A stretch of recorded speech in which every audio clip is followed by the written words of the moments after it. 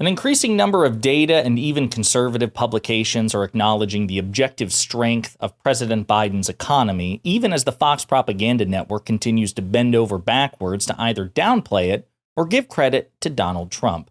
But before we unpack all that, if you end up liking this video and you want to support the channel, please be sure to hit the like, subscribe, and alert bell before you go. I'd greatly appreciate it. All right, friends, we have several clips to play. As a reminder, earlier today, we did a video about the jobs created, the jobs report of March 2024. 300,000 jobs added to the United States economy under President Biden, vastly exceeding expectations, which has become a recurring trend of the Biden administration.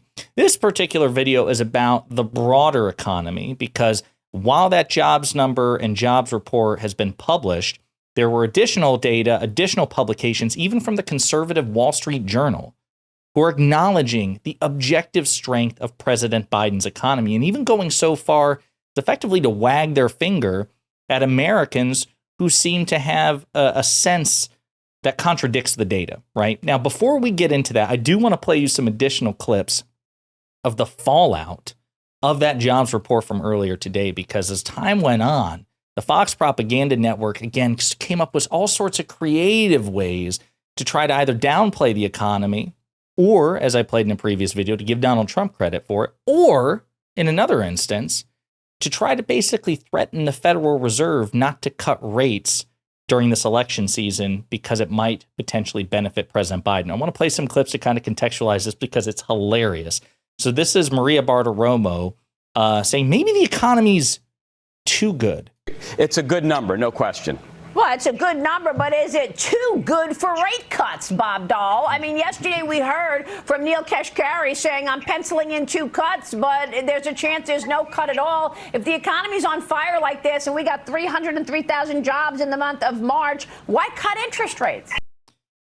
Because the Federal Reserve mentioned last year that based on the strength of the economy, the fact that inflation was cooling pretty consistently month after month after month, the Federal Reserve said that they were probably going to do a number of interest rate cuts throughout 2024. That's good. And that would also have the added benefit of benefiting the president politically, right? Well, here Maria Bartiromo saying, oh my God, this economy's too good because maybe the Fed won't cut interest rates. And that would be a problem. And it would be a problem, right? Be great to have our cake and eat it too.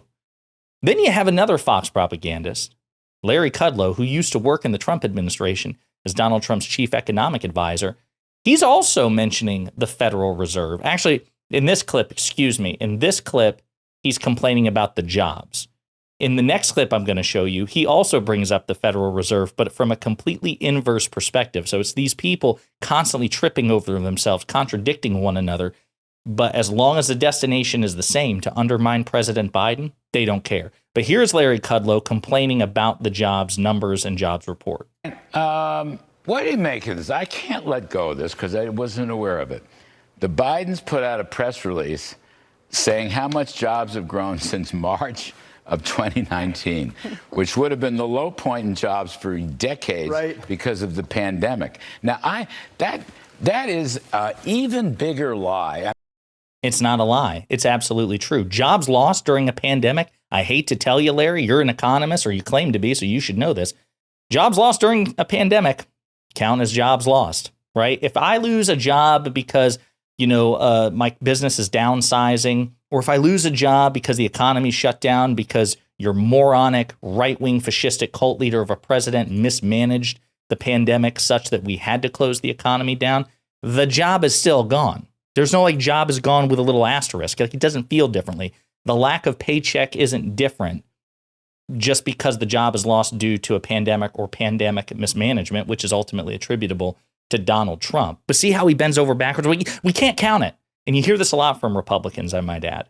Well, number one, if the shoe was on the other foot, Larry Kudlow would be shouting from the rooftops. If the roles were reversed and it had been Biden who had been president in 2020, who had mismanaged COVID and Donald Trump succeeded him, do you think Larry Kudlow would be saying, well, we can't count this, Mr. President, because it's just pandemic era related job recovery? No, of course not. And so we're not obligated to grade Biden on a different curve than Trump.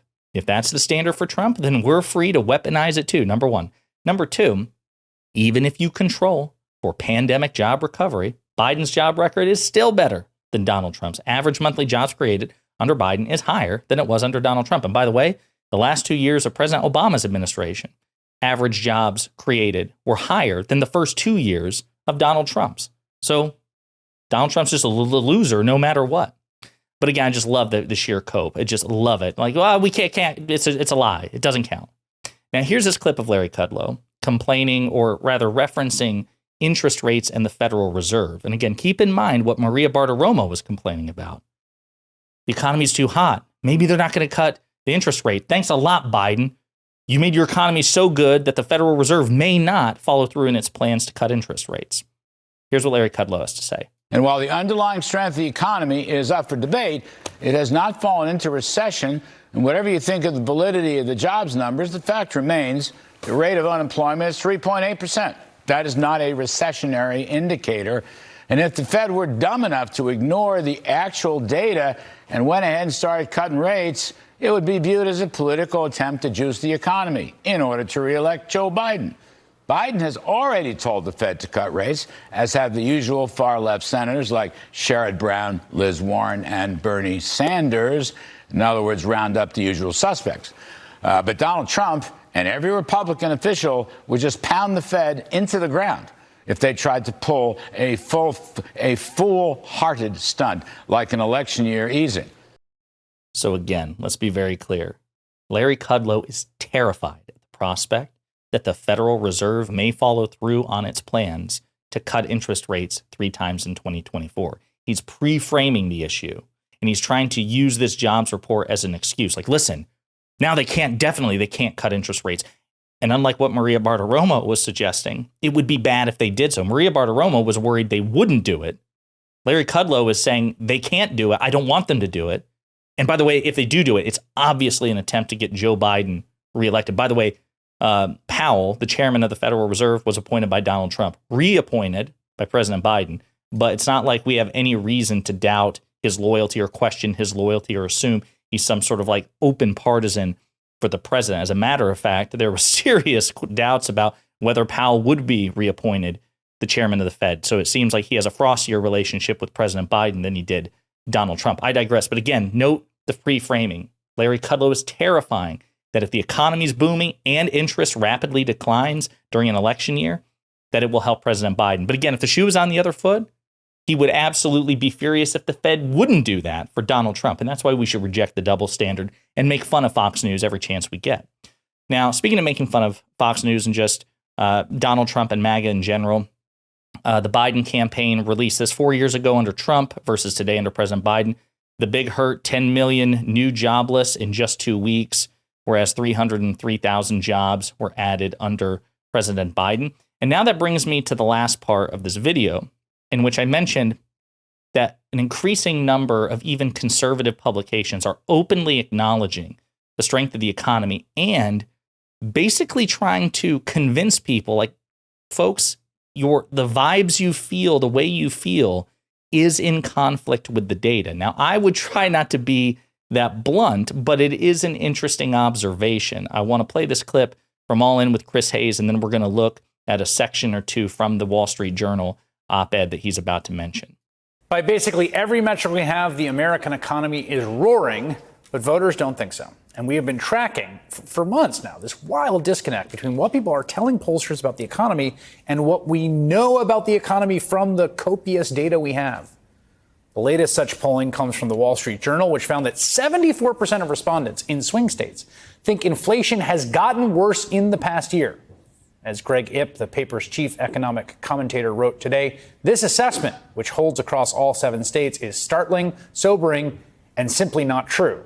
I'm not stating an opinion. This isn't something on which reasonable people can disagree. If hard economic data count for anything, we can say unambiguously that inflation has moved in the right direction in the past year. And it's not just improving inflation numbers. The stock market is at or near record highs. Real wages and real household wealth are rising, particularly at the bottom of the income scale. Unemployment is as low as it has been in nearly half a century and stayed low as the economy has grown. The U.S. economy is not only strong, it is the best in the world among peer countries. But the polling does not reflect that. And one thing we've seen okay, is that poll respondents have been, during this period of the disconnect, more bullish, some cases way more bullish about their personal finances than they are about the country's. Well, this Wall Street Journal polling adds a twist to that. So take a look at this chart. The Journal is polling folks in these 7 swing states, right? And they asked the people in those 7 swing states, has your state's economy gotten better in the last 2 years? Not the U.S., but Arizona or Georgia or Michigan. Some people said better, some people said worse, but this chart shows that far more people said, yes, my state's economy has improved. Right at the top, there's Arizona. 31% more people said Arizona's economy was going in the right direction. It had improved in the last 2 years. There were net positives in all of those states. See it? Arizona, Georgia, Michigan, North Carolina, Nevada, Pennsylvania, Wisconsin. Vast majorities in all of the swing states said, yes, their state economy, the one I actually live in, the one I do economy stuff in, it's gotten better. The Journal then asked all those people, these are the same people, in all those 7 states, has the American economy gotten better or worse in the last 2 years? And this bar represents how they responded to that question. 31% more people said the national economy is getting worse. Folks, this is a snapshot of the disconnect. The respondents overwhelmingly say on an individual basis, on an individual state basis, hell yeah, the economy's firing off, things are great. But their perception of the national economy is very bullish, it's very negative, and it's in conflict with the data. So one thing I want to read here, a couple of excerpts from this Wall Street Journal op-ed that Chris Hayes quoted. So it goes, so if views on inflation are a function of broader pessimism, where does this pessimism come from? One popular culprit is the media. A recent study of online news in Nature found that each negative word in a headline increases the click-through rate by 2.3%. This negative bias is nothing new. It was true of unemployment in the 1990s and true of COVID-19 in 2020, according to research. It's even truer of social media. It's called doom scrolling for a reason. A recent Brookings analysis by Ben Harris and Aaron Sojourner suggested the negative bias of economic news has intensified in recent years. But media negativity doesn't necessarily cause public pessimism. It might be simply correlated. Sancheva's study finds that while people get information about inflation from a variety of media, they mostly rely on their own experience. People consume media that confirms their biases, and media, especially social media, with its finely tuned algorithms, tend to give consumers what they want. Which means, in my opinion, this is a kind of confirmation of my theory, where it's been a vicious feedback loop. There is an inherent cynicism and pessimism. Some have even speculated a collective generational trauma because of COVID-19 that unfortunately President Biden has been left holding the bag with because he followed Donald Trump. Donald Trump, mismanaged the pandemic and then lost re-election and dipped, and Biden was the one who had to put it back together and was the one along the way for the recovery, which means he gets to deal with the fallout of the trauma. That cynicism and pessimism metastasizes. People seek it out in the media tries to target it, and therefore the media becomes more negative and it becomes a feedback loop. That's also my theory as well. And unfortunately, that benefits Donald Trump and hurts President Biden. The real question is, if God forbid Donald Trump wins the election in November, or already in 2024, will that media negativity affect Trump the same way it's affected Biden? An interesting question that hopefully we will not have to confront, but let me know what you think in the comments.